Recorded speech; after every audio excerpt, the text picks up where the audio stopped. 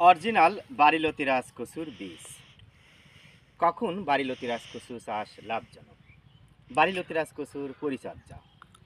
প্রিয় দর্শক, যে যেখানে আছেন আশা করি ভালো আছেন, সুস্থ আছেন। আপনাদের সুস্থতা কামনা করে আমি মোহাম্মদ আসাদ আলী, গ্রাম তালসুরপোস্ট এবং থানা বড়াই গ্রাম, জেলা নাটোর।